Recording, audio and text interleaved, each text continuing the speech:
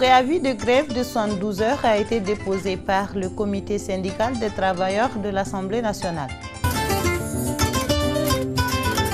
Sitting du comité du syndicat national de la santé, de l'action sociale et de la promotion de la famille au Gabriel Touré ce lundi 3 décembre 2018. Affaire de prise en charge des clubs de football du Mali aux compétitions africaines par le gouvernement. Le ministre des Sports, Maître Jean-Claude Sidibé, nous explique la version des faits. C'était pour vous les titres, chers téléspectateurs, bonsoir. Merci de nous accueillir chez vous et bienvenue dans cette édition d'information. Comme nous l'avons annoncé dans les titres, le comité syndical des travailleurs de l'Assemblée nationale a déposé le vendredi dernier un préavis de grève de 72 heures pour les 12, 13 et 14 décembre 2018. Ibrahim Maman Touré, secrétaire général du syndicat de l'Assemblée nationale au micro d'Angèle Koulibaly et de Roger Kanouté. Le comité syndical de l'Assemblée nationale du Mali a déposé un préavis de grève pour les 12, 13 et 14 décembre 2018. Nos revendications sont liées aux conditions socio-professionnelles des travailleurs de l'Assemblée nationale. Les revendications, comme je l'ai dit, sont d'ordre socio-professionnel qui se résument en quelques points. Parce que nous avons constaté que depuis un certain temps, nous avons constaté des manquements graves à la gestion administrative et financière de l'Assemblée nationale. Donc nous avons interpellé les décideurs pour que des solutions idoines soient trouvées à ces problèmes. Mais nous avons pensé qu'ils sont en train de faire la sourde oreille et voilà pourquoi le personnel a déposé un préavis. Donc comme je le disais, ces points sont entre autres la relecture du règlement administratif de l'Assemblée nationale. Donc depuis un certain temps, nous avons constater vraiment des insuffisances. Donc il y a lieu vraiment de revoir la copie. Ensuite, il y a l'élaboration d'un plan de carrière pour le personnel que nous avons demandé. Depuis 2014, l'Assemblée nationale n'a pas envoyé un seul travailleur en stage ou en formation, alors qu'il y a un budget qui est alloué à cela.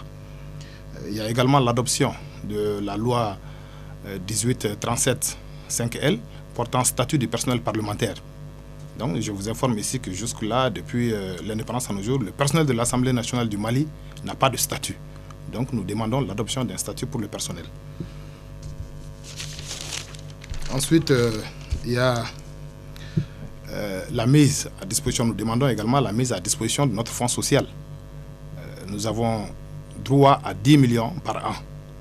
Une décision signée par son Excellence Ibrahim Boubacar Keïta depuis 2004, allouant 10 millions de francs CFA au personnel de l'Assemblée nationale pour faire face aux événements sociaux.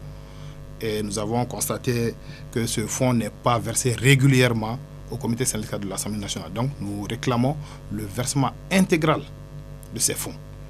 Ensuite, il y a la dotation d'un certain nombre de personnels, dont les archivistes, les rénotypistes, les chauffeurs, les manœuvres.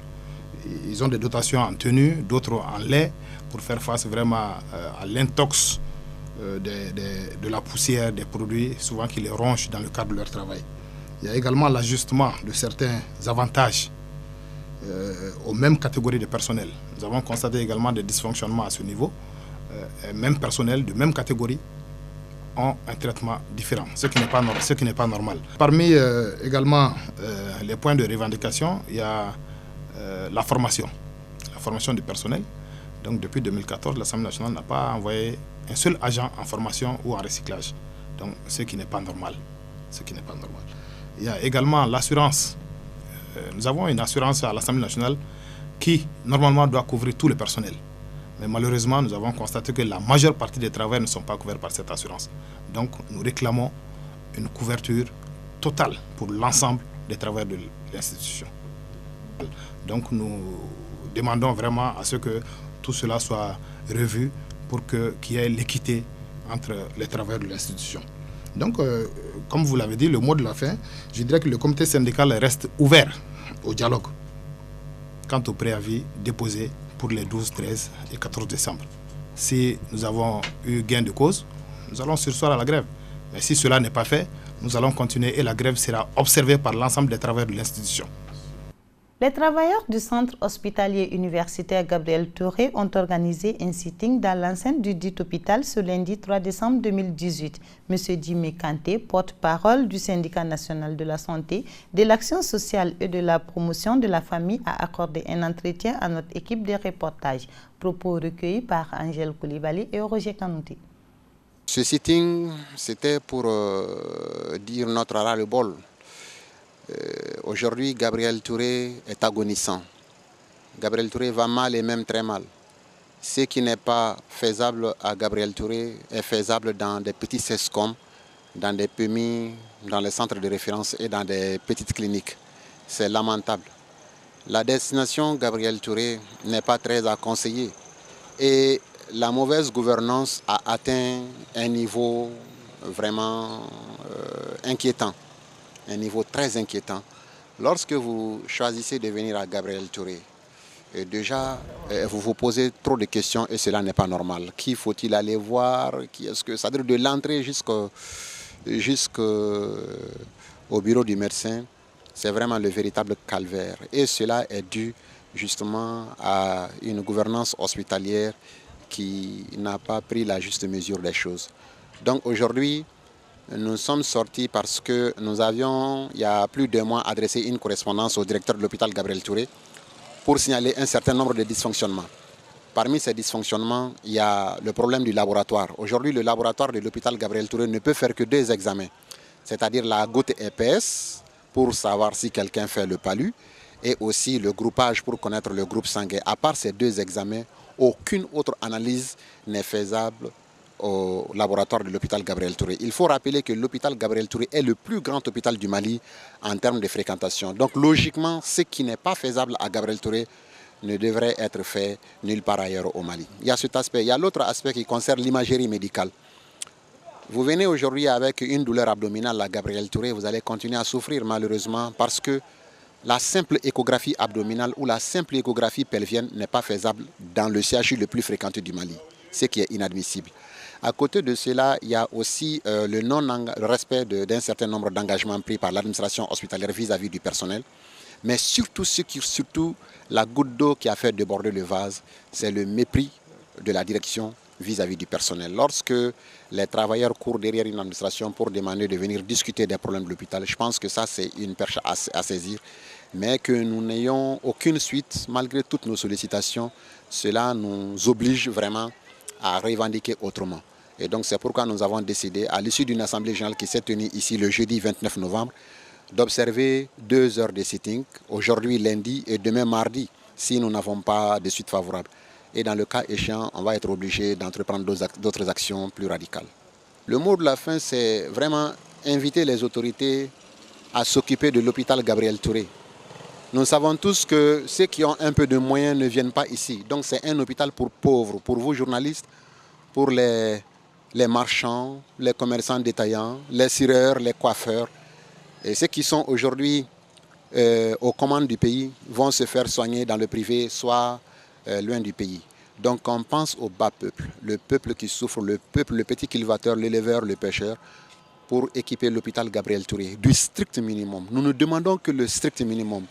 Et ce n'est vraiment pas de gaieté de cœur que le médecin puisse déposer la lame de biscuit ou déposer les gants pour venir s'asseoir au soleil et revendiquer que des meilleures conditions de soins pour les patients. Faites un tour dans les salles d'hospitalisation, les cafards, les rats, les insectes de tout genre, les moustiques sont devenus des voisins des malades. Vous venez aujourd'hui à Gabriel Touré avec une petite palue, vous vous en sortez avec une pathologie beaucoup plus grave. Vous êtes accompagnant de malades, vous accompagnez un parent à l'hôpital Gabriel Touré, vous pouvez partir avec une infection. Et là, c'est vraiment inadmissible. Il faut que ça prenne fin. Il faut que l'administration de l'hôpital accepte de rencontrer les travailleurs, les écouter et surtout prendre en compte leurs préoccupations.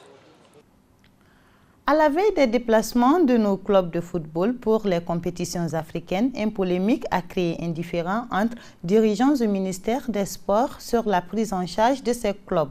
Le ministre des Sports, Maître Jean-Claude Sidibé, nous explique sa version des faits. Il est au micro d'Amara Diallo et de Sidi Maman Sidibé. Il n'y a aucune disposition légale par rapport à la prise en charge des équipes privées. Les équipes privées, c'est des associations aujourd'hui qui vont être érigés en club pro dans 1 ou 2 ans, ou dans quelques années. L'an dernier, lorsque moi j'arrivais aux affaires, en janvier disons, j'ai trouvé que le ministère des Finances, des Sports ne prenait en charge que les billets d'avion. Le ministère ne prenait pas les frais d'hôtel et d'hébergement. J'ai fait un exposé en conseil des ministres, j'ai dit au gouvernement que nous sommes dans une crise et les clubs n'ont pas le financement de Orange, du sponsor officiel, donc c'est mieux que l'État prenne en charge. On m'a autorisé. L'an dernier, le Djoliba, le Stade, le Real et les 11 créateurs ont tous été pris en charge. Et à chacune des missions, j'envoyais un des responsables du ministère des Sports comme chef de mission. Et on a toujours tout pris en charge. Mieux que ça, j'ai négocié pour les clubs, pour chacun des clubs, 15 millions que le chef de l'État a bien voulu me donner pour les clubs. Et les 15 millions ont été remis à chacun des clubs devant la télé et en espèces. J'ai en outre eu 40 millions pour équiper en partie le Conor et organiser un tournoi de la réconciliation. Toutes choses qui ont été faites. Maintenant, les 2 clubs qui devaient sortir cette année, Djoliba et Stade, m'ont saisi le 14, qui doivent sortir. J'ai dit, c'est pas possible. Parce que d'ordinaire, les équipes sortent en février. Le 15, le Conor m'a envoyé un courrier me demandant la prise en charge des équipes.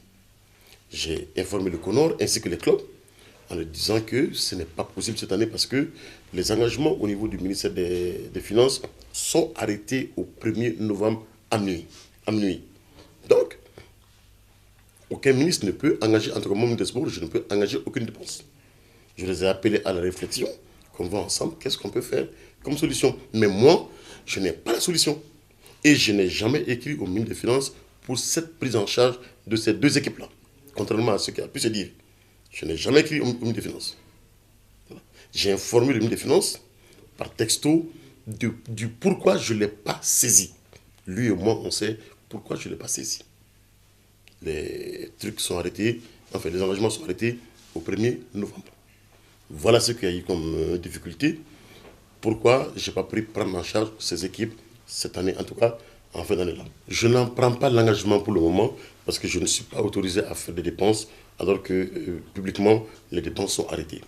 Je suis en train de chercher des solutions avec les partis, avec toutes les parties d'ailleurs, pour qu'on ait la meilleure solution. Cette fois-ci, c'est une bonne volonté qui a pris les billets. C'est pas moi qui ai pris les billets. C'est une bonne volonté qui m'a informé qu'elle prend les billets. Les billets de Djoliba dans une compagnie et les billets du Stade dans une autre compagnie. Donc cette bonne volonté nous a aidés à dépasser ce cap-là. Et si les 2 équipes se qualifient, ce que je souhaite vraiment, c'est qu'on puisse s'asseoir et trouver une solution à la situation d'ici à ce que les crédits soient ouverts en janvier. Mais moi, à mon niveau, je ne suis pas autorisé à faire quelques dépenses que ce soit. Je viens de faire une mission en Algérie. J'ai payé la mission de ma poche. Parce que je n'ai pas de budget. La mission qui allait les Aigles d'Am à Accra, contrairement à ce qui a été dit sur une certaine radio, qu'on m'aurait donné 200 millions, c'est moi qui ai mis 10 millions de ma poche pour payer l'hôtel de ceux qui sont pris en charge par la CAF et pour payer les perdièmes des filles. C'est de ma poche que j'ai payé ça. L'État ne m'a pas donné un franc encore. Je suis en discussion avec le ministre des Finances pour qu'il voit dans quel chapitre de mon budget il pourrait prendre ça pour me le donner. Jusqu'à maintenant, l'équipe est revenue avec la 4e place. Je n'ai pas reçu un centime encore, contrairement aux 200 millions allégués tantôt sur une radio privée. Voilà un peu la situation. Je ne peux pas ordonner les dépenses tant qu'on ne sera pas en janvier. Je dirais aux dirigeants que celui qui a pris des arrangements pour vous l'an dernier, qui les a amenés jusqu'au bout, qui a même dépassé vos attentes, je ne suis pas sûr qu'il faut jeter cette personne avec l'eau du bain. Quoi qu'il en soit, on s'assoit pour discuter. Je n'ai aucune obligation en tant que ministre des Sports de prendre un club privé en charge. Aucune obligation. Que celui qui a la loi la sorte ou celui qui a l'arrêté le sort. Aucune obligation. J'ai fait la demande au gouvernement l'an dernier, on m'a permis de le faire. Cette année, je continue à faire la demande. Mais tant que je n'ai pas l'autorisation du gouvernement, je ne le ferai pas. Je ne ferai aucune indiscipline budgétaire. Voilà, c'est tout pour ce journal dont tout le plaisir a été pour moi de vous présenter. Merci de nous avoir suivis et passé d'agréables moments en compagnie des programmes de la Liberté Télévision.